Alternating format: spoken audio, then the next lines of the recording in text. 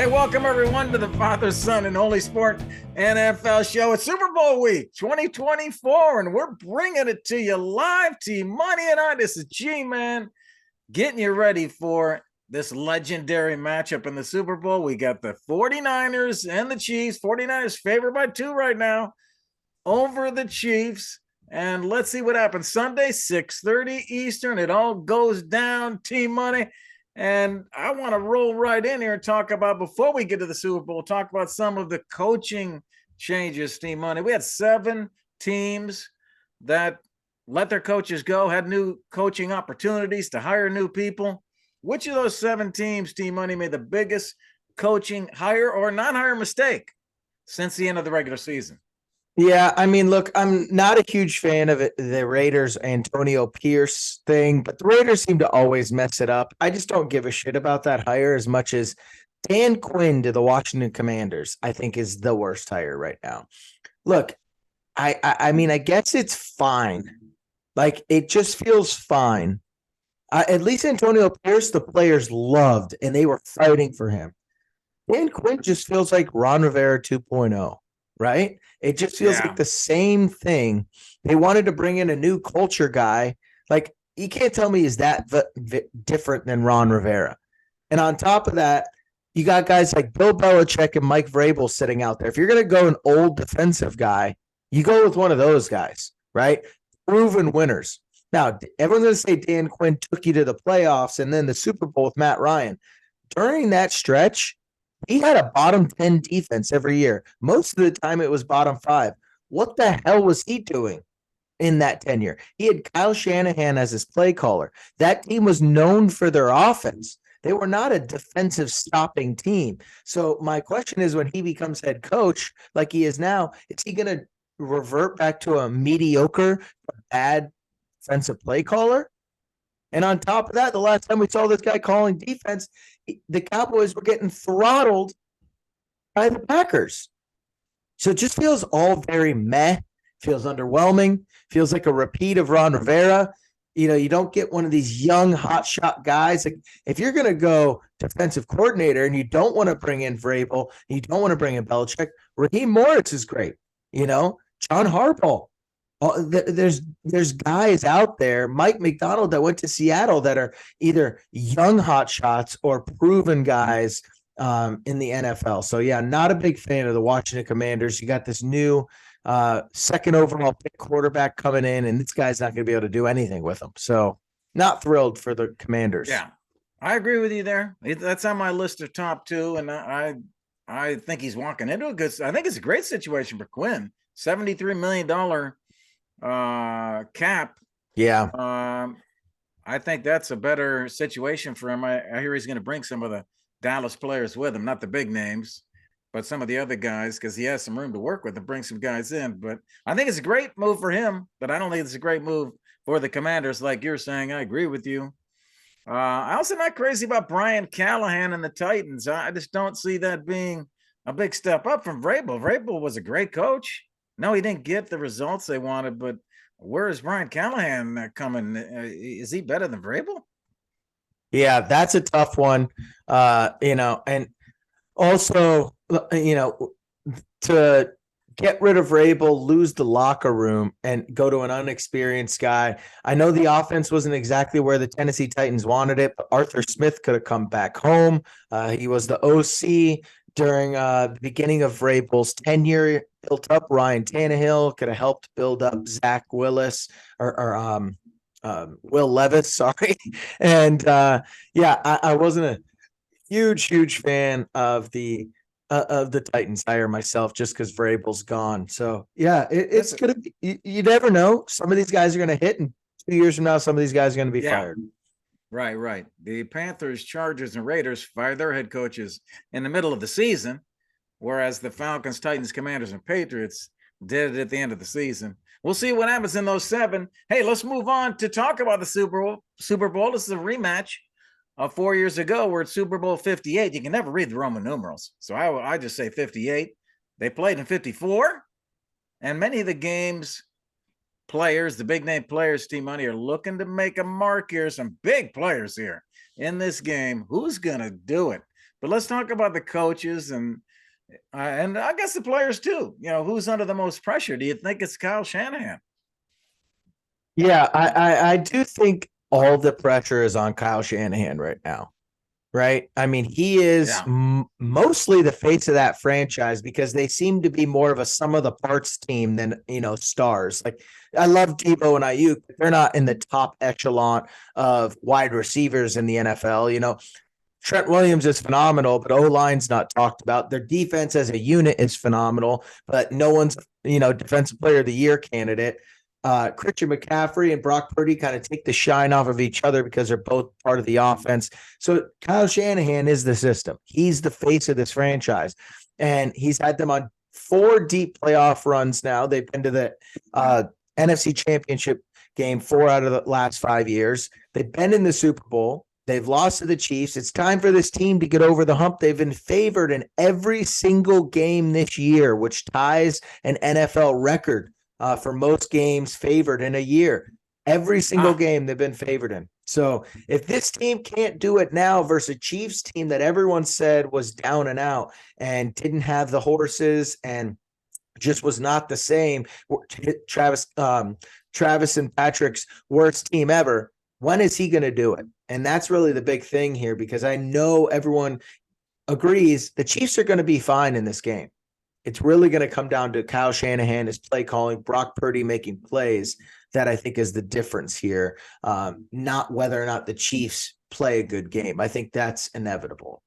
Yeah, I agree. Kyle Shanahan has the most pressure. He's been part of 2 big Super Bowl collapses. That's his reputation. He also, when the Rams went to the title 2 years ago, they had a fourth quarter lead of 10 points, and he blew that lead.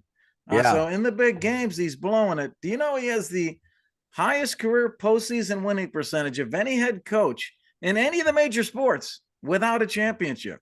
He's got all these wins, but has not won the title. Can he finally get that off his back? I agree. He's got the number 1. My 2 and 3. Here's my 2 and 3. See what you think of these. My guy with the second most pressure, Brock Purdy. Brock Purdy has to come through here. There's a lot of pressure on him.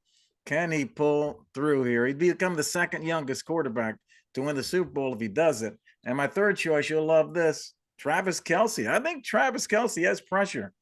Up to this point, he has delivered. He has killed it in the playoffs, but he has to do it again. Can he come through? Because if he doesn't, I think they lose. Yeah, I agree with you. That sounds like a decent list to me. I throw Patrick Mahomes up there. The biggest reason is I don't think in a singular season, that he has a lot of pressure to win this year with this bad of a team. But if you're trying to chase Brady's ghost and get into the GOAT conversation, this matters big time. To go back to back, add that to your resume, try to go get 3 in a row, which no one's ever done in NFL history. So I would throw Patrick Mahomes in there purely out of GOAT status. No one's going to give a shit if he doesn't get this. He's going to go down as one of the 2, 3, 4 best quarterbacks ever already. But you're chasing ghosts right now, kind of like LeBron with MJ. And this is a big step in that direction. So I put some pressure on him there. And you're, again, right. I forgot Kyle Shanahan was the offensive coordinator for the 28-3 collapse by the Atlanta Falcons. So that does put some pressure on him big time. So this game's all about Kyle Shanahan. That's for sure. Can he do it? Can he guide Purdy, keep him calm? Yeah. Hey, what do you think about that Chiefs team, though? Chiefs, what do you see as their biggest weakness? Everyone's gonna jump on the receiving core not being there. I think that those woes have kind of gone away. I think Patrick Mahomes is also forcing balls in the beginning of the year. As long as he doesn't turn it over, I don't care as much about the drops. I think it's really going to be their run defense. Their run defense hasn't been great this year, and you're going up against Christian McCaffrey and Trent Williams and, an elite run team. And so that's my biggest battle, I think, here is going to be the defensive line of the Chiefs versus the offensive line. Now, Chris Jones is phenomenal, but they're more of a pass rushing team than they are a run stopping team. And so that's going to be one of the biggest challenges, I think, because I have total faith in the back end corners to stop some of those receivers. It's the front D line. They lost their middle linebacker. I think Gay is still out. And so, yeah, I think the defensive line run stopping ability of the Chiefs team is a weakness, and that could be a big battle with Christian McCaffrey there. I don't know. I like that defensive line of the Chiefs. I think the weak spot on the Chiefs defense is linebacker. Look at the linebackers of San Fran. Yeah, but that tends to be who makes the stop on the run, right? You know, like that's who's making the tackle. Oh, that could be. So I'm saying the run defense is the weakness. Yeah, okay. And compare these linebackers. The linebackers of San Fran, Fred Warner, Dre Greenlaw. Those guys are studs, and they're all over the field. Here's the linebackers of Kansas City. You tell me if you know any of these guys, all you fans out there. Nick Bolton, Willie Gay, Drew Tranquil, Leo Chenal. Come on. I mean, who's got the stronger linebacker? Yeah. It's the San Fran 49ers, man. And I think that could be a weak spot there for the Ravens or the Chiefs on defense. The Ravens had 35 yards total in the first half against Kansas City. That's how much Kansas City shut down. But in the second half, the Ravens moved the ball. They just had 2 big turnovers in the second half.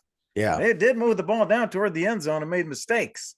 So they were able to get it going in the second half against Kansas City. And let's see if San Fran can do that.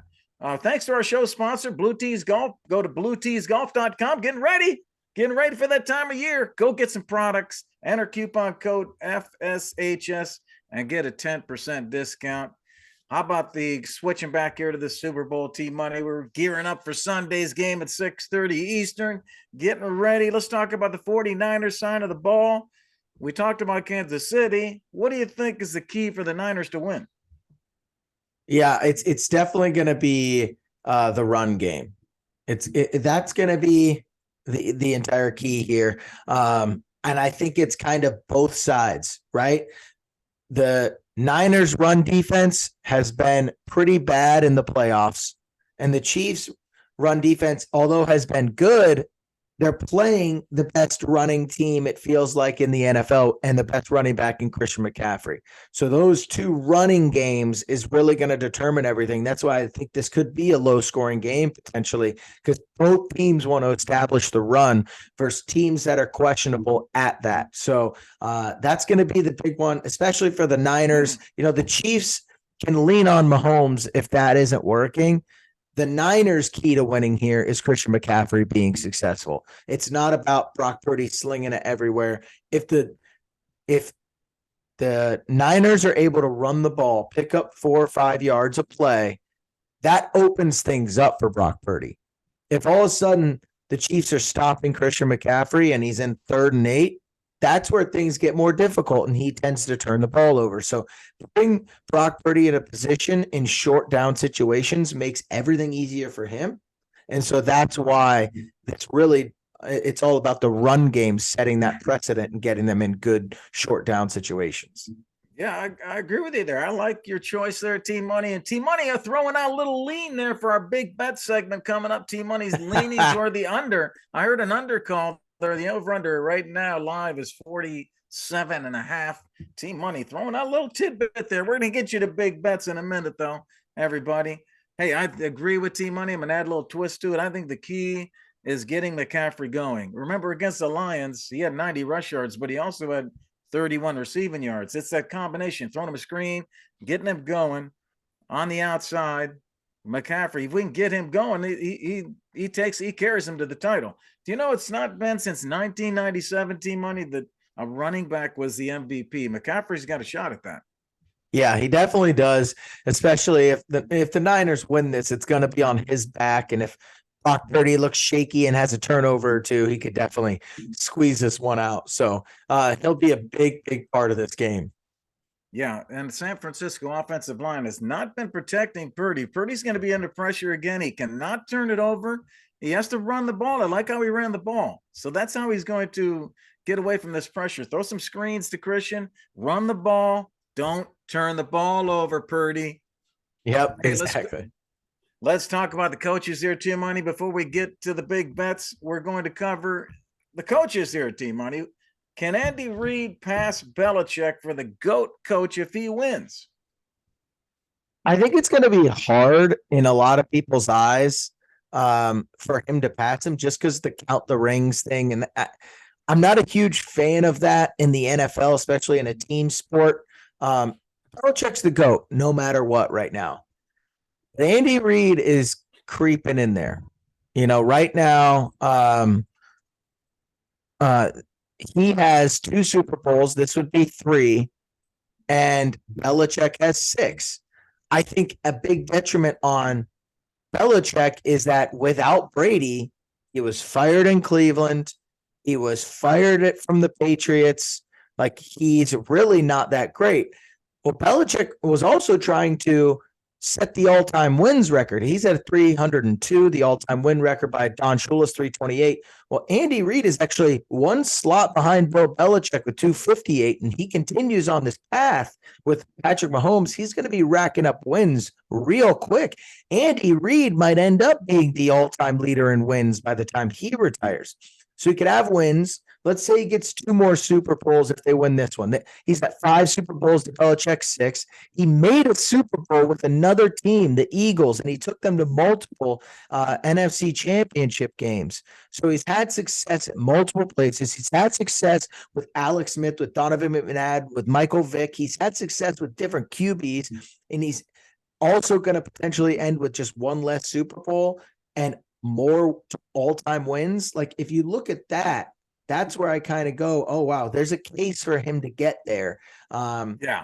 Because players love him more. He was an innovator on offense when he leans into change. Belichick doesn't. He's shown the ability to give away the GM card to Brett Veach in Kansas City after it didn't work as well in Philadelphia. So I think that's where I really like Andy Reid's case. It's going to be tough. Bill Belichick's entrenched in that right now, and Andy Reid probably needs 3 more Super Bowls if he gets, or 2 more if he gets this one. But yeah, there's definitely a path where I could see that. Yeah, I agree with you. He's going to have the advantage. Andy Reid is, because he's the only active coach in this top tier of GOAT coaches. Yeah. So he has the future years to continue to build up. And as long as he has Mahomes, he can do it. But I think if he wins this game, he's still not there. No. I think you said the same thing. Belichick was dominant over a longer period of time. Do you know that in the 18-season stretch from 2001 to 2018, 18 seasons, he led the Patriots to the Super Bowl in 9 of those 18 seasons, and he won 6. That's pretty doggone amazing, man. And yes, he did struggle without Brady. I agree. But Andy Reid has struggled without Mahomes. Andy Reid is really, in 2019, he was in the same spot as Shanahan is now. He had blown some big games. Yeah. He dropped 3 NFC championship appearances with the Eagles and blew leads that he had with the Eagles. So he was kind of like Shanahan back in 2019. And after that, with Mahomes, just like Brady with Belichick, now we got Mahomes and Reid, an unstoppable force. Yeah, I totally agree with you. He did used to be known for blowing those. He lost 3 in a row, then finally made it to the Super Bowl, lost to Bill Belichick head-to-head. So that's going to be weird if this ever does come up as a case. Yeah. He actually lost to Bill Belichick. And then he did make another AFC championship game or NFC championship game with the Eagles. So he made 5 NFC championship games, and now Patrick Mahomes made 5. So I'm just saying that's pretty impressive stuff. He's made 10 NFC championship games. Bill Belichick's obviously made a lot too, but so to say it's just been a few big Super Bowl runs too, like, no, he's had a ton of deep playoff runs, and now he's getting over the hump when he gets one of the greatest quarterbacks ever. So there's a case to be made. It'll be a great thing to talk about if he can clip off a couple more Super Bowls, that's for sure. Here's my ranking. If Andy Reid wins for the GOAT coach, Belichick number 1. Number 2, Chuck Noll. Chuck Noll was undefeated in Super Bowls.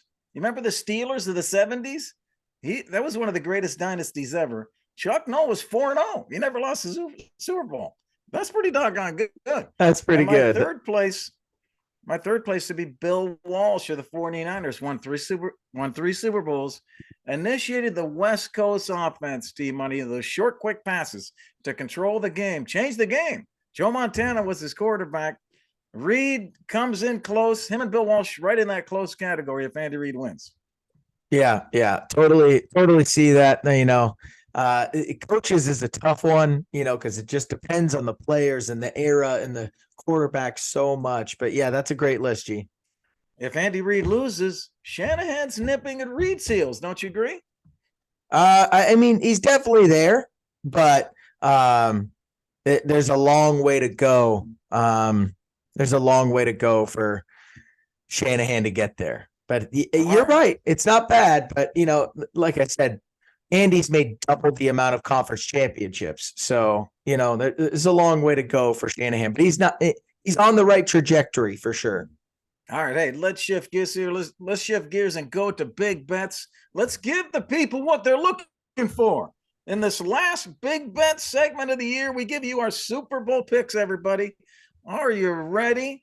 We got some big picks for you, our locks of the week, and then we got some player props coming up. Let's start off with T-Money's lock pick of the Super Bowl. All right, my lock pick's looking like a dog lock right now. Look, I'm a Bearcat, baby. I'm not a Swiftie. I'm a Travis Kelce fan, okay, people? I am going with my guy, the GOAT tight end, and the Kansas City Chiefs. They seem like some sort of team of destiny right now. They could be a dynasty. I'm not even going the spread. I'm taking Chiefs money line. I think right now I see they're favored by the Niners are favored by 2 or 2.5, depending on your book. I got 2. I got 2 as well. But I'm going Chiefs money line is in my dog lock of the week, Woo! Baby. Yeah, plus 115 on the money line. So hey, I'm gonna be right in there with you, man. I'm looking at this thing not only for the game, but the coaches and what the trends are. I like the trends. Both coaches are good against the spread. They're both very good against the spread. But I like some of the trends around these guys behind me, the Chiefs. I'm leaning your way, T-Money. Here's some stats for you. The teams that have allowed the fewest points per game during the regular season have won 7 of the last 8 Super Bowls. The Chiefs are the better in terms of allowing fewest points per game.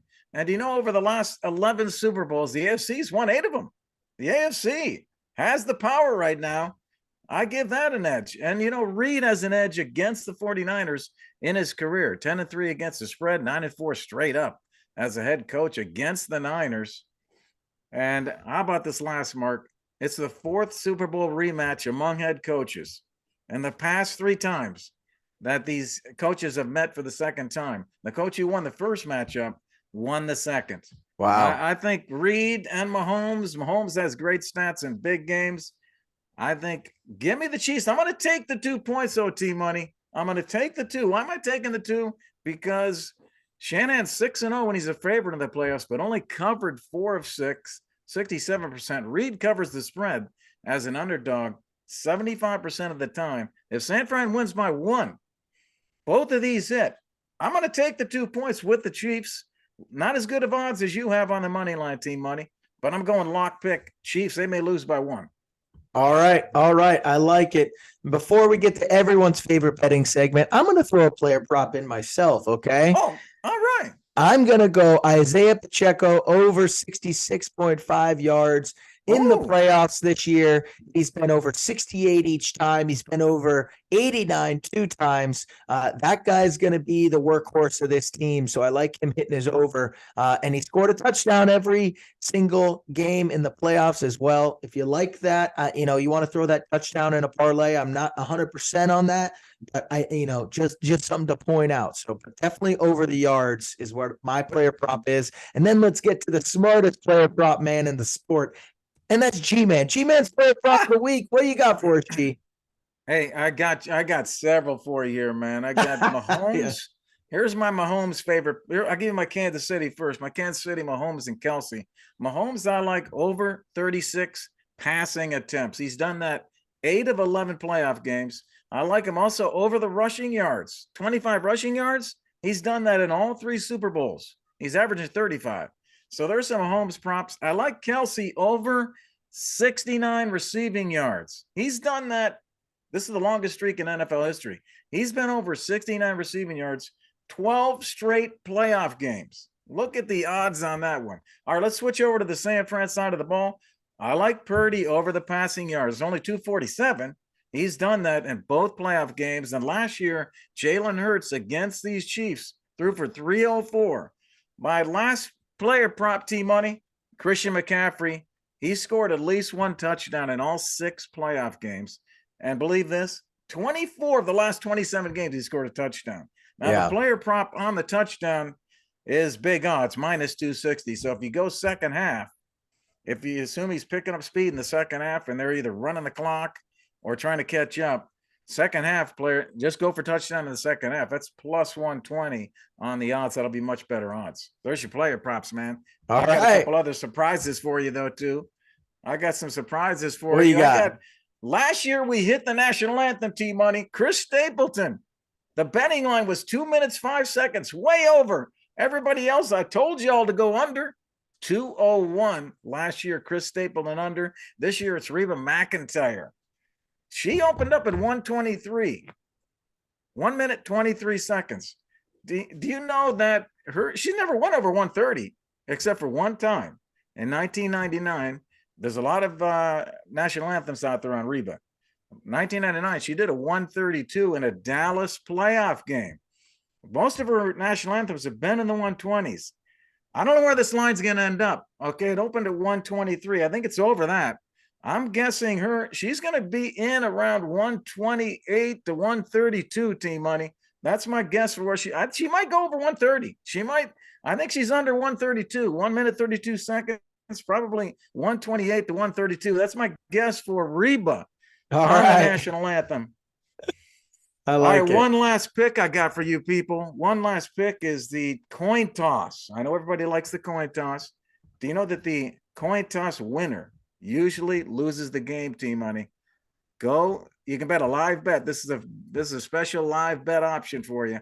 Look at who wins the coin toss. Put the money down against them, and you got probably a winner.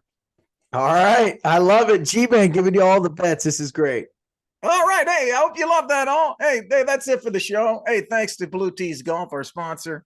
Go to blueteesgolf.com, and we hope you had fun. Enjoy the Super Bowl. We love bringing you the energy and some great picks, man. Enjoy the Super Bowl. On behalf of T-Money, I'm G-Man. See you next week. Hey, peace.